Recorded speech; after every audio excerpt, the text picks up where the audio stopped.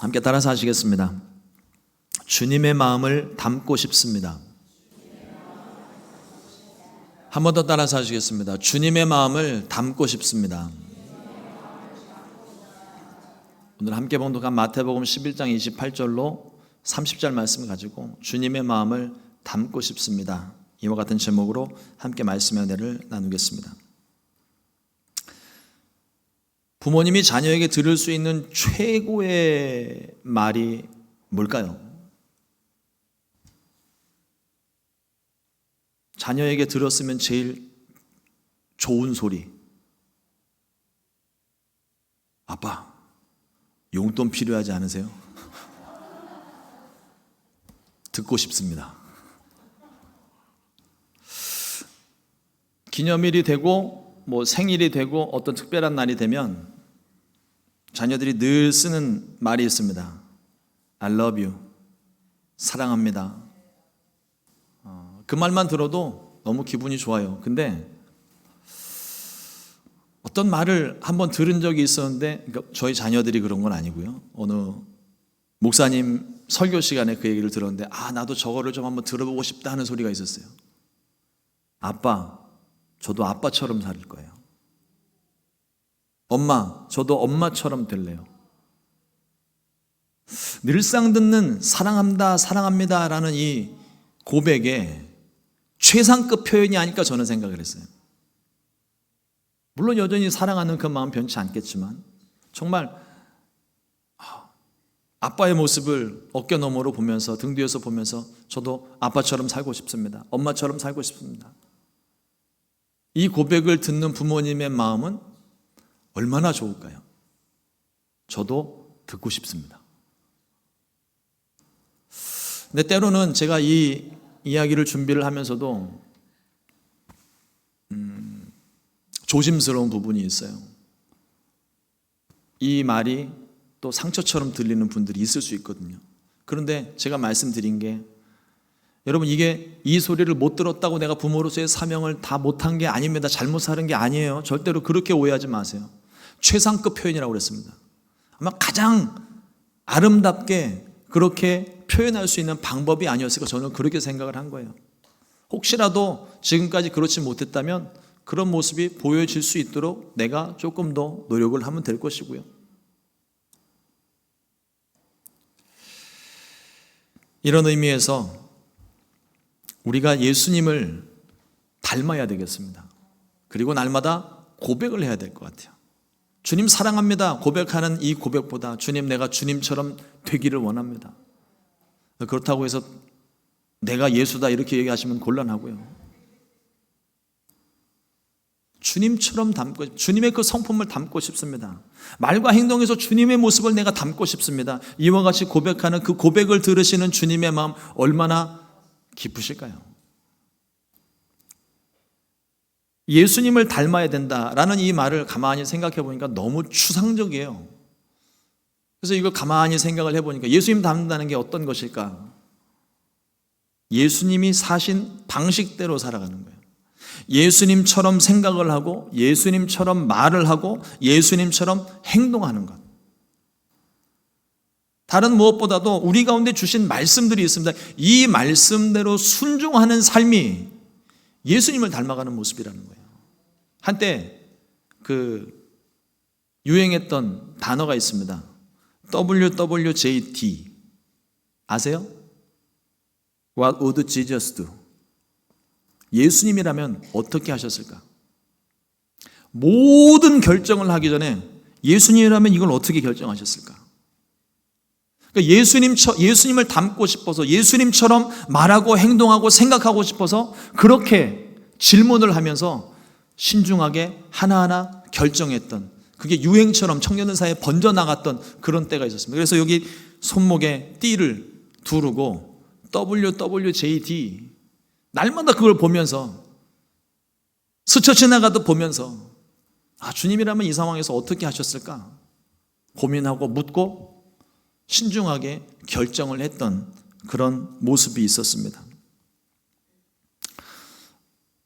몇 달 전 선교대회를 참석을 하면서, 그 이전에도 선교대회를 참석하면서 늘 많은 사람들을 만납니다. 많은 사람들을 만나면서 그 중에 특별히 이렇게 눈에 가는 그룹들이 있어요. 그 중에 하나가 제자들 그룹입니다. 제가 아동 사부 때 참 하나님이 기가 막히게 만남을 허락해 주셨는데, 아동 사부 때는 교사로, 중학교 2학년 때는 전도사로, 고등학교 3학년 때는 목사로, 그렇게 세 번을 만나게 하신 거예요. 계속 그 아이들을 만나면서 그 아이들과 교제를 하다 보니까 깊은 교제가 나누어지게 된 거죠. 근데 선교대회를 나갔는데 그 중에는 정말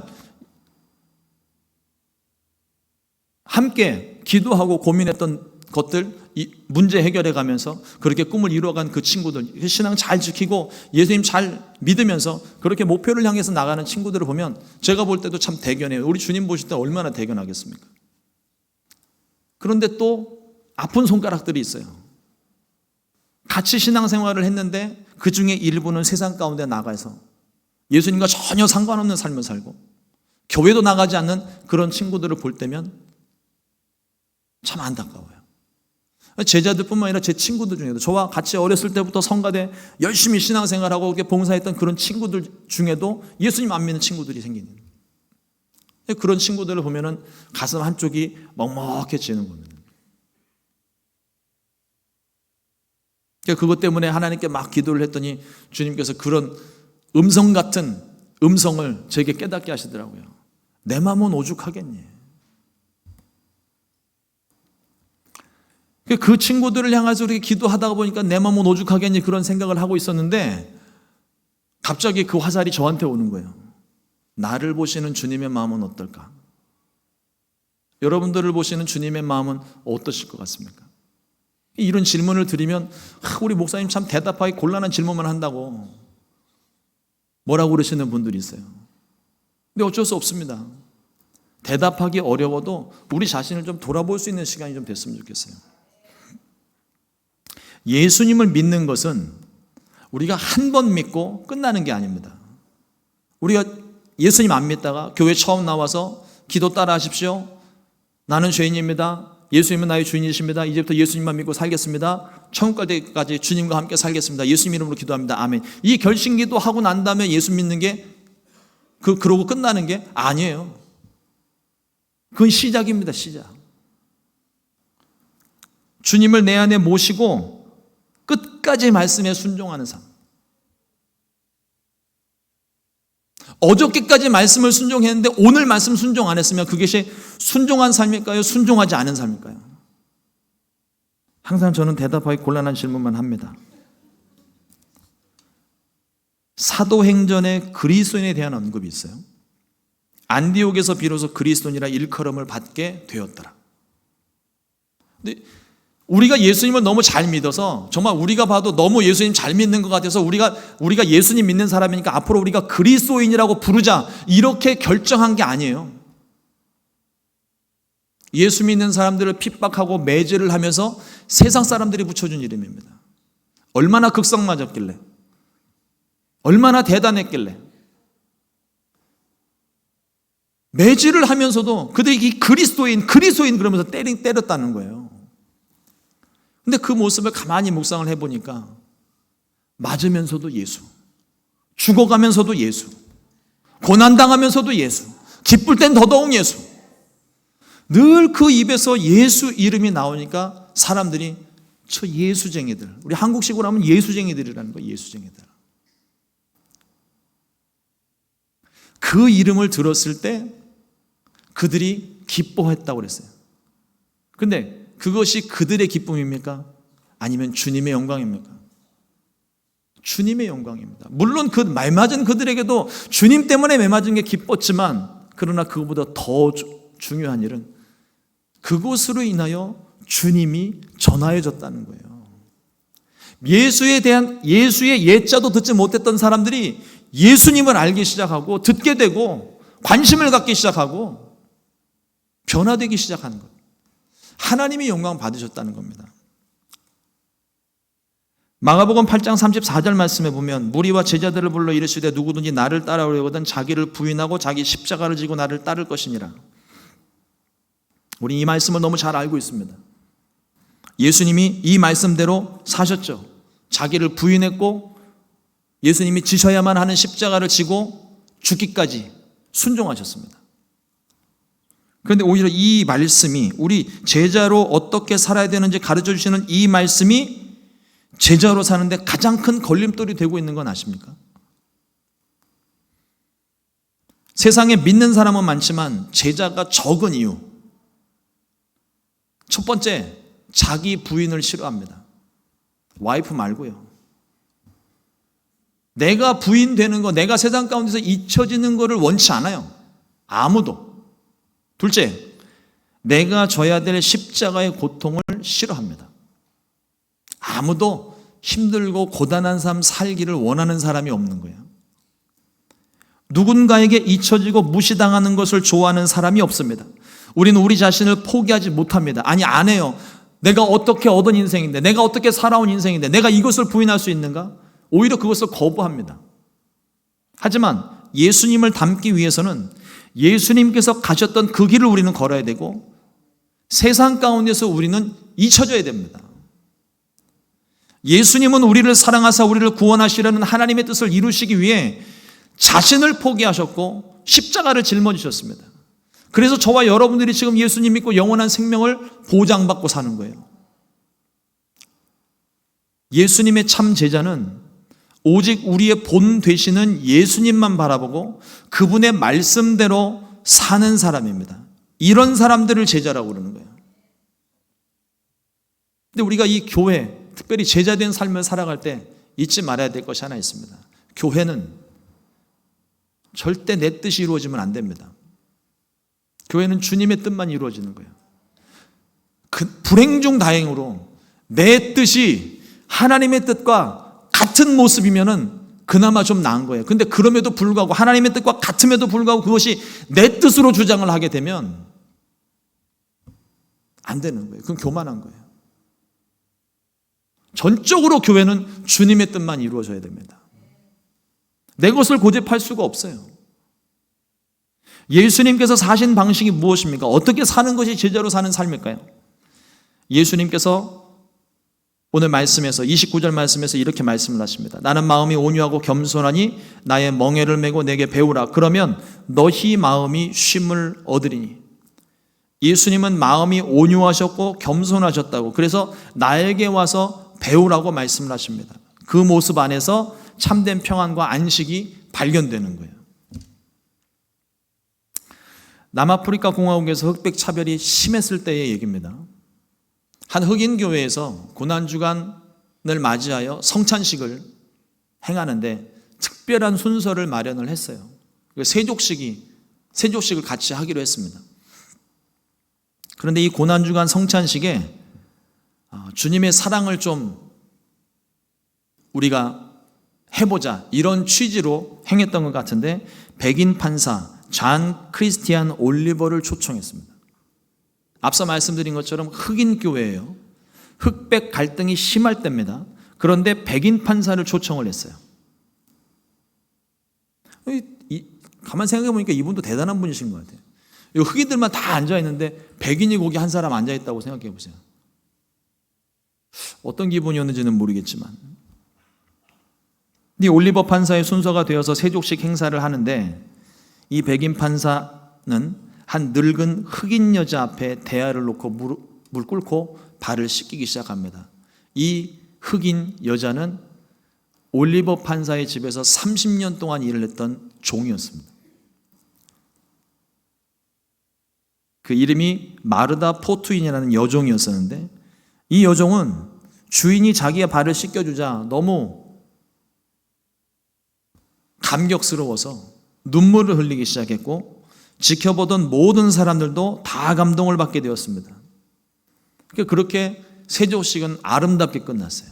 은혜롭게 끝났어요. 그런데 이것이 끝나고 난 후에 백인 사회에 이 사건이 알려지면서 백인 사회에서 이 올리버 판사의 판사직을 박탈시켜 버렸습니다. 있을 수 없는 일이라고.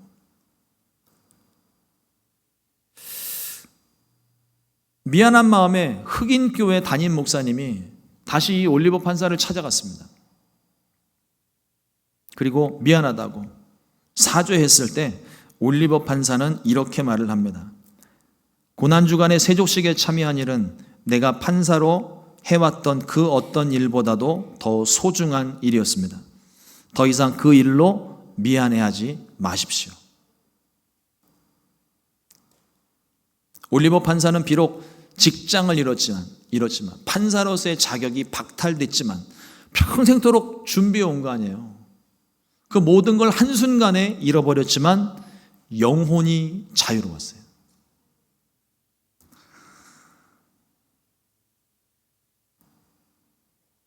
우리가 요즘 새벽에 사도행전 말씀을 묵상을 합니다. 사도 바울의 복음 전하는 모습을 묵상하고 있는데, 바울은요, 복음이 전해질 수 있다면 자기가 무시를 당하고 핍박을 받는다 해도 주님을 위해 기꺼이 희생하고 참았습니다. 누구 때문에요?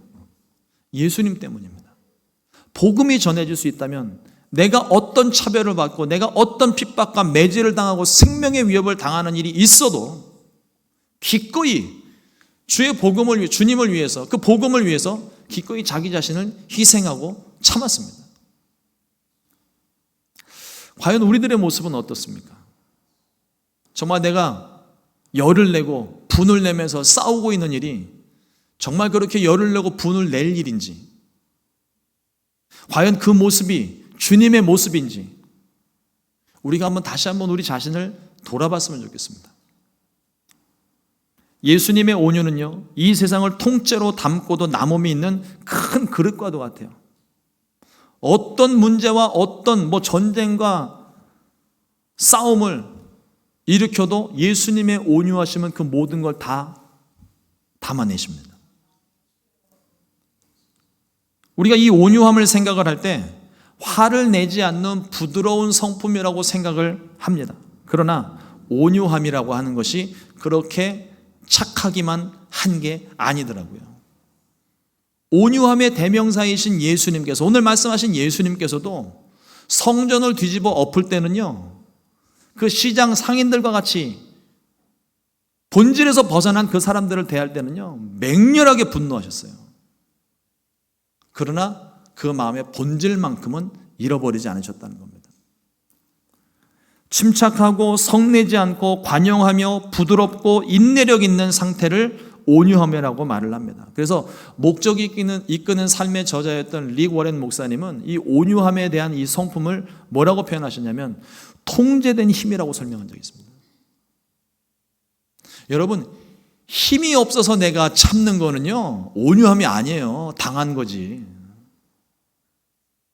근데 많은 사람들이 온유함이라고 생각을 해요. 그러나 온유함은 힘이 없어서 당하는 게 아니라 힘이 있는데, 능력이 있는데 그걸 참아내는 거예요. 예를 들어서 태권도 5단의 고수가 거기에 종합 격투기랑 이런저런 여러 가지 막 합쳐갖고 합이 18단, 20단 되는 그런 사람이 걸어가고 있는데 불량배가 와서 싸움을 걸어요. 때려야 될까요? 참아야 될까요? 미국 법은 어떻게 되어 있는지 모르겠습니다만 한국 법은 유단자가 3단인가 5단 이상 되는 유단자가 상대방을 치면 살인미수죄가 됩니다. 그거 어쩔 수 없이 참아야 돼요, 한국은. 미국은 어떤지 모르겠어요. 근데 도발해 오는 그 사람을 참는 거는 내가 유단자이기 때문에 참는 게 아니라 이걸 한 대 치면 죽을까 봐 참는 거예요. 도발해 오니까 어떻게든 방어는 해야 되겠는데 그냥 방어만 하다가 위기의 상황이 맞게 되면 어쩔 수 없이 치게 되겠죠. 그러면 단번에 제압이 됩니다. 그럼에도 불구하고 유단자는 일단 자기가 가지고 있는 힘과 능력을 최대한 절제하는 거예요. 이게 온유함이라는 겁니다. 우리는 세상을 이길 힘이 있습니다. 근데 참아요. 주님이 원하시는 건 주님의 능력으로 세상을 뒤집어 엎는 게 아니라 복음으로 변화시키기를 원하시기 때문에. 그러니까 억울한 일을 당하고 문제를 당하여도 내가 그리스도인이기 때문에 참아야 되는 그런 순간들을 만납니다. 그게 온유함이라는 거예요. 온유한 사람은요, 다른 사람 위에 군림하지 않고 항상 섬기는 자세를 가지게 됩니다. 마가복음 10장 45절 말씀해 보면 인자가 온 것은 섬김을 받으려 함이 아니라 도리어 섬기려 하고 자기 목숨을 많은 사람의 대속물로 주려 함이니라. 예수님은 그런 분이셨습니다. 예수님이 온유하셨다면 그 예수님을 마음 가운데 모신 저와 여러분들도 똑같아야 되지 않을까요? 그 온유함을 나타내야 되지 않겠습니까? 어떻게 하면 예수님의 이 온유를 배우고 행동할 수 있을까? 첫 번째로 십자가의 사랑을 경험해야 됩니다. 십자가의 사랑. 우리가 스스로도 온유해질 수 있어요. 명상을 하고 하면서 세상적인 방법들로 내가 막 참고 꾹꾹 참아야지, 온유해야지, 그렇게 해가지고 온유함을 가지는 경우들이 종종 있는데 그래봤자 이 속 안에서 화병만 생길 뿐이지 온유해지지 않습니다. 어느 순간이 되면 한순간에 빵 폭발을 하는데 그때는 정말 지금까지 참아왔던 게 한 번에 터지는 거라 거칠 것이 없을 거예요. 예수님의 온유와 겸손을 배우기 위해서는 무엇보다도 온유와 겸손하셨던 예수님이 지신 그 십자가를 내가 경험해야 돼. 우리는 주님의 큰 은혜, 하나님의 큰 사랑을 받은 사람들입니다. 우리는 예수님께 그 어떤 것으로도 도무지 갚을 수 없는 큰 빚을 지고 사는 사람들이에요. 그래서 십자가를 경험하면 그 많은 사람들이 십자가만 경험하면 다 그 앞에 엎드리고 무릎을 꿇게 되는 겁니다. 주님의 그 사랑을 알았기 때문에. 여러분, 모세는요 원래 성품이 다혈질입니다. MBTI 검사해보면 이 사람 분명히 다혈질로 나올 거예요. 성격은 못돼 먹었고 참지 못하고 불같은 사람이고, 자기 동족을 억압하는 애굽 사람을 쳐 죽일 정도였으면 말 다 한 거죠. 그런데 40년 광야 훈련이 끝난 후에 그의 모습에 대해서 민수기 12장 3절에 이렇게 기록을 합니다. 이 사람 모세는 온유함이 지면의 모든 사람보다 더하더라. 하나님의 인정입니다. 하나님이 모세는 온유하다고 인정해 주신 거예요. 이보다 더 큰 칭찬 없는 거예요. 근데 이 온유함에 대해서 현대인의 성경에서 조금 다르게 번역을 했는데, 모세는 세상의 그 누구보다도 겸손한 사람이었다 이렇게 말합니다. 온유함이라고 하는 게 겸손과 연결이 되는 거예요. 하나님은 자격도 공로도 없는 모세를 불러서 사용하셨고, 금송아지를 만들어 우상 숭배했던 아론을 사용하셨고, 하나님의 사람으로서 도저히 우리가 납득하지 못할 만한 범죄와 살인을 저질렀던 이 다윗도 하나님이 용서하시고 끝까지 사용을 하셨고, 예수님을 맹렬하게 핍박했던 바울도 불러서 사용하셨습니다. 그런데 이 모든 사람들의 공통점이 뭔지 아세요? 자신의 죄를 깨닫는 순간 겸손해졌다는 겁니다. 내 죄를 보고 나니까 그 내 죄를 용서하신 주님 앞에서 겸손해질 수밖에 없는 거예요. 뭐 우리가 내세울 게 있습니까? 우리 가끔씩 사람들 만나게 되면 이런 사람들 만나요. 쥐뿔도 모르는데 자꾸 아는 척하는 사람들이 있어요. 처음에는 그런가 보다 듣고 있었는데 조금 시간 지나고 나면, 시간이 가면 갈수록 점점 더 그 모르는 상황들이 자꾸 이렇게 들춰지는 거예요. 근데도 끝까지 자기는 아는 것처럼 이야기를 합니다. 요즘 집에 가서 인터넷 검색만 하면 금방 거짓말 탄로 날 건데. 여러분, 겸손하셔야 돼요. 아는 게 많을수록 겸손하셔야 되고, 가진 게 많을수록 겸손하셔야 되고, 힘이 많을수록 겸손하셔야 됩니다. 그거를 자랑하면 그때부터는 온유함과는 거리가 먼 거예요.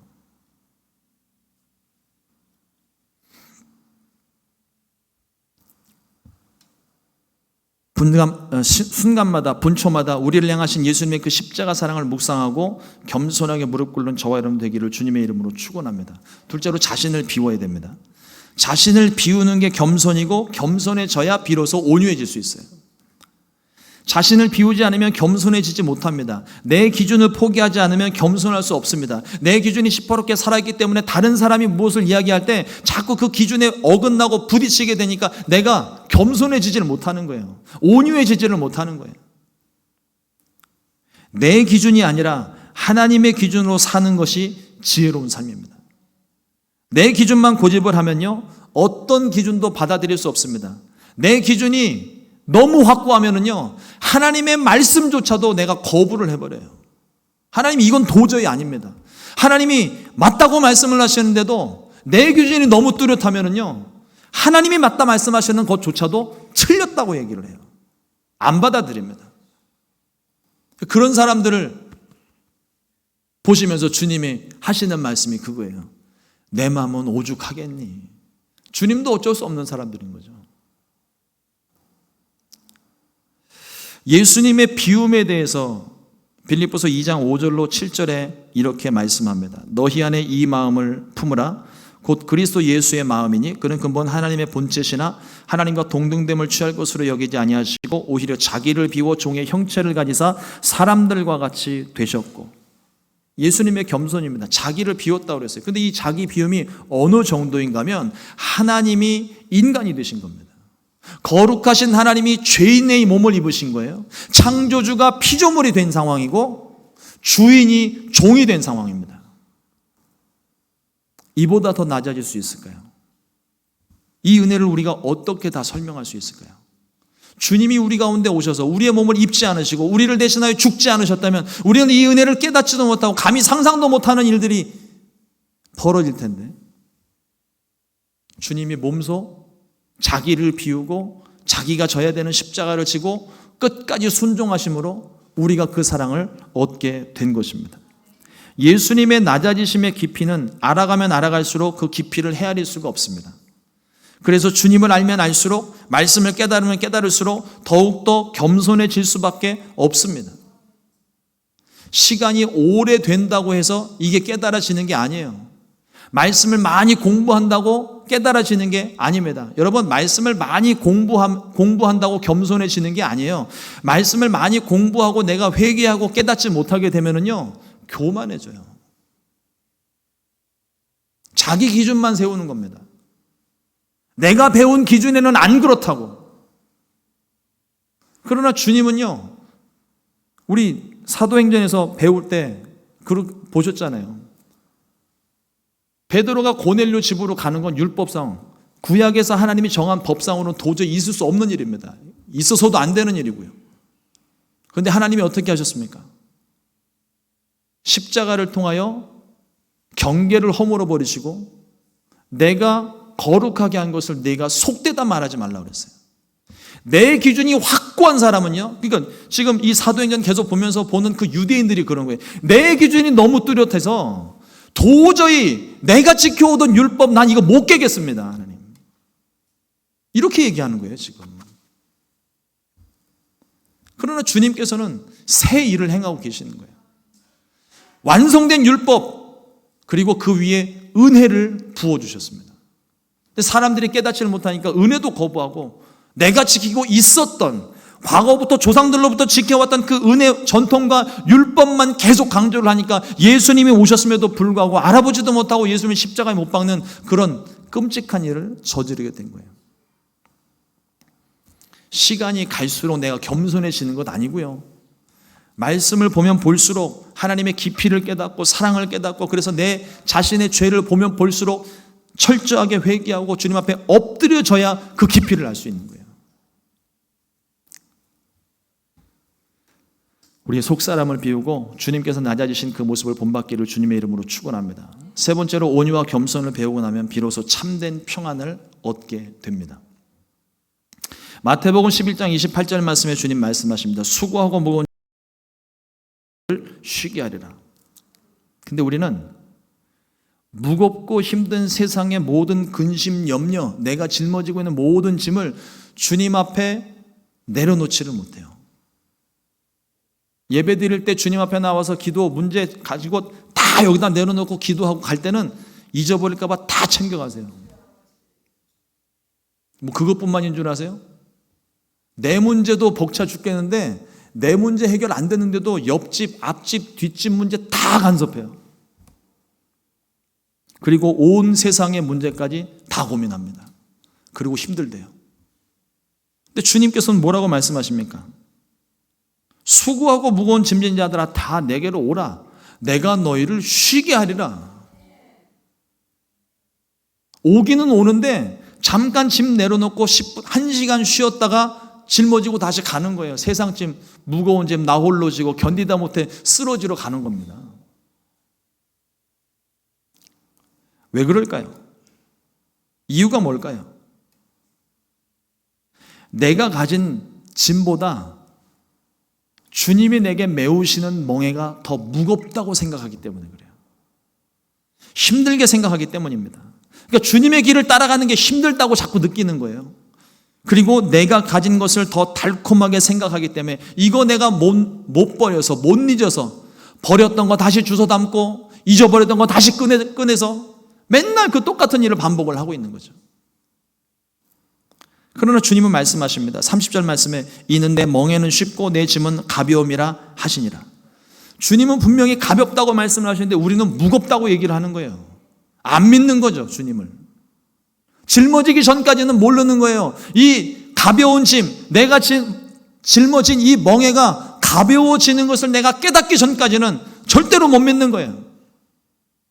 내 기준으로는 안 되는 거니까.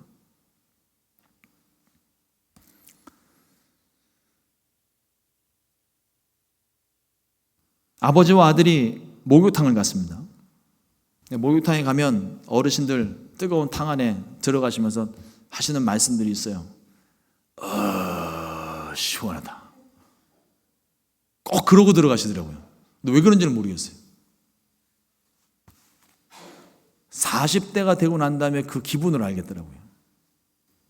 근데 옆에서 지켜보고 있던 아들이 그걸 가만히 보니까 아버지가 들어가면서 시원하다고 그러니까 찬물인 줄 알고 풍덩 뛰어 들어갔다가 폴짝 뛰어나왔어요. 그리고 이 아들 하는 말이 세상에 믿을 놈 하나도 없네. 인생을 배운 거죠, 걔는.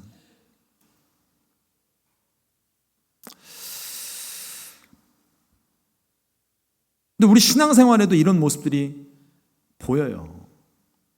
주님이 해결하실 것을 분명히 머리로는 아는데 믿지 못하니까 맡기지를 못하는 것이고 맡기지를 못하니까 기적은 없는 거예요. 우리는 다 알고 있습니다. 수고하고 무거운 짐 주님께 맡게 된다는 거 알고 있고 주님께 기도하면 응답해 주시는 거 알고 있고 주님께서 모든 걸 해결해 주신다는 거 알고 있고 병든 사람 위에 손을 얹고 기도하면 치료하신다는 거 알고 있고 근데 아는 데서 머물면 안 돼요. 주님께 맡겨야 되는 겁니다. 기도해야 되는 거예요. 그리고 내 상식으로는 이해가 안 되는 말씀이라 할지라도 순종해야 되는 거예요. 그래야 기적이 일어납니다. 말씀을 듣고 끝나는 게 아니라 말씀이 들려지고 믿어지고 순종할 때까지. 여기에는 나의 선택이 없었으면 좋겠어요. 그냥 주님께서 믿어지게 하시고 순종하게 하시면 그러면 기적이 일어나니까. 로마서 6장 5절 말씀에도 보면 만일 우리가 그의 죽으심과 같은 모양으로 연합한 자가 되었으면 또한 그의 부활과 같은 모양으로 연합한 자도 되리라 말씀합니다. 주의 죽으심을 본받아 주와 함께 죽었으면 살리라 말씀하시는데 다시 살 것을 믿지 못하니까 죽지도 못하고 변화되지도 못하는 거예요. 여러분 부활의 삶을 우리가 산다고 배웠는데 이 부활이라고 하는 것이요 전제 조건이 있습니다. 죽어야만 부활을 경험할 수 있어요. 죽지 않은 사람은 죽었다 깨어나면 부활을 경험한 거니까. 죽지 않고서는 부활을 절대 경험할 수 없습니다. 죽었다가 다시 살아나는 걸 우리가 부활이라고 그러잖아요. 신앙생활에도 마찬가지입니다. 주님께서 우리 가운데 말씀하시는 것, 내가 이것을 믿고 순종해야 그게 내 것이 되는 거예요. 알고 머물면 그것이 내 것이 절대 될 수 없습니다. 그냥 주님의 말씀으로 남는 거예요. 그러나 그 말씀을 내가 믿었고 말씀에 순종할 때 그때 그 말씀이 나의 말씀이 되고 기적이 내게 일어나는 겁니다. 근데도 우리는 예수님 믿고 옛사람이 죽어야 새사람 되는데도 옛사람 잊어버릴까 봐, 내가 세상에서 무시당할까 봐, 세상에서 잊혀지게 될까 봐 다시 꺼내보고 늘 다시금 살려냅니다. 능력들도 좋아요. 내가 비워지고 잊혀지고 부서지고 죽어지는 것은 절대 끝이 아닙니다. 우리는 그걸 끝이라고 얘기하잖아요. 근데 절대 끝이 아니에요. 그 시작이에요. 새로운 시작입니다. 새로운 피조물이 되어서 새롭게 시작하는 삶을 말합니다. 뭔가 좀 잘못된 것 같을 때에 우리는 다시 처음부터 다시 시작하려고 합니다. 예수님 믿고 따라가는 삶이 그렇게 다시 시작하는 삶이에요. 어제까지 내가 분명 잘못된 것을 알았으면 여러분 그것을 수정하는 것을 절대로 부끄러워하지 마세요. 잘못됐기 때문에 바꿔야 되는 겁니다. 잘못된 길로 왔기 때문에 다시 돌아가야 되는 거예요. 그 시작점이 예수님이 되어야 되는 거예요.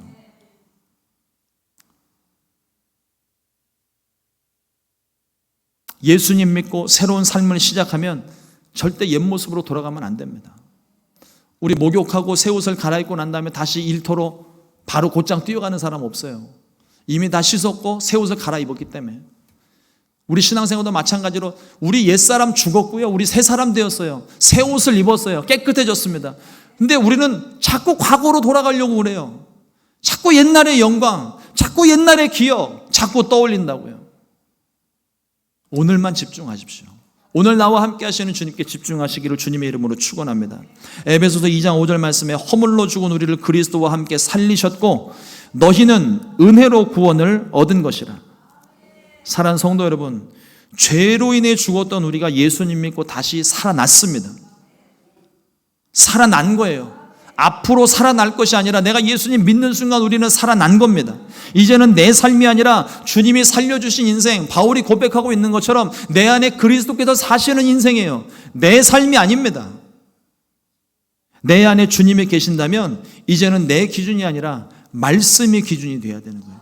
주님이 기준이 되어야 되는 것입니다. 말씀대로 순종하면 우리도 안디옥 교회 그리스도인들처럼 우리도 주님의 모습을 나타낼 수 있어요. 우리도 그리스도인이라 칭함받을 수 있습니다. 내가 예수쟁이라고 사람들이 손가락질하고 조롱할지라도 그것으로 인하여 하나님의 영광 받으시는 거예요. 여러분 이 사실을 잊지 마십시오. 사람들과의 관계 속에 늘 예수님 닮고 싶다고 온유하고 겸손하고 싶다고 다짐하지만 언제나 부족한 우리들의 모습을 발견합니다. 내가 다짐만 한다고 해결될 문제가 아니라 성령 충만해야 돼요. 그래서 우리에게 성령을 보내주신 겁니다. 그리고 말씀에 순종하는 헌신이 필요해요. 말씀에 순종하는 게 쉬운 일 아닙니다. 그러나 해야 되는 거예요. 여러분들이 다이어트를 하기 위해서 식사량을 조절하듯이 땀 흘리며 운동하듯이 건강을 위해 매일같이 걷고 운동하듯이 그게 참 힘들고 어려운 일이지만 처음 시작이 힘든 거지 그게 몸에 익고 나면은요 그 다음부터는 힘든 줄도 모르고 내 몸은 점점 더 건강해지는 거예요. 말씀에 순종하는 것도 마찬가지입니다. 처음은 힘들어요. 다 힘들어요. 그러나 말씀에 순종하고 또 순종하고 또 순종하다 보면 이제는 순종이 너무 익숙해져서 그것이 어려운 줄도 모르고 고된 일인 줄도 모르고 그렇게 주님의 열매를 맺어나가게 되는 것입니다. 이러므로 주와 함께 동행하면서 더욱더 예수님을 닮아가는 저와 여러분들 되기를 주님의 이름으로 축원합니다. 예수님 믿는 거 여러분들 오해하지 마세요. 예방 차원으로 믿는 거 아닙니다. 나에게 저주가 임할까 봐, 나에게 불행을 임할까 봐 그거 막아주기 위해서 무슨 보험 들듯이 예수님 믿는 거 아니에요. 주님과 함께 동행하는 삶 자체입니다. 지금 옆에 앉아있는 분과 같이 앉아있는 것처럼 주님이 나와 함께 하시는 삶 자체가 예수님을 믿는 거예요. 그 주님과 함께 동행하면서 매일매일 승리하는 저와 여러분 되기를 주님의 이름으로 축원합니다. 기도하겠습니다.